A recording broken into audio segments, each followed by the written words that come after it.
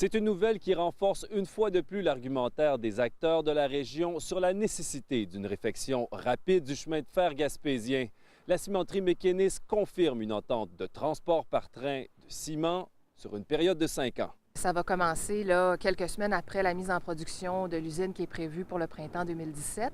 Et ce qu'on a conclu, c'est 140 000 tonnes de ciment sur une période de 5 ans. Une excellente nouvelle pour nous autres, ça finissait bien l'année. La valeur du contrat n'est pas indiquée, mais les investissements de la Société de chemin de fer pour sa réalisation indiquent son ampleur. 250 000 $ seront déboursés pour l'acquisition d'une trémie de mesure servant à calculer le poids du ciment transporté au Canada et au nord-est des États-Unis. Le dispositif sera déplacé au fur et à mesure que le rail sera remis à niveau vers Port-Daniel. Ce qui est beau, c'est que c'est un équipement qui va être déplaçable. Fait qu'au fur et à mesure qu'on va se rapprocher de la cimenterie, bien, on va pouvoir le déplacer.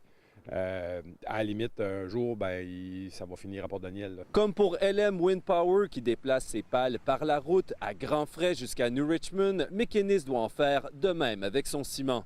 Des coûts supplémentaires, d'autant plus que la matière est passablement plus lourde.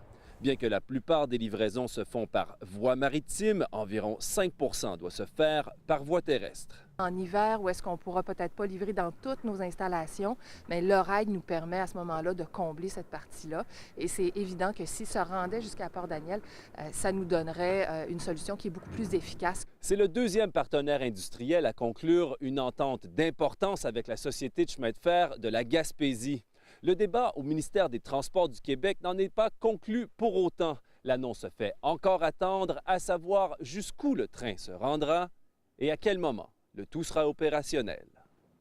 Alexandre Courtemanche, Port-Daniel-Gascon.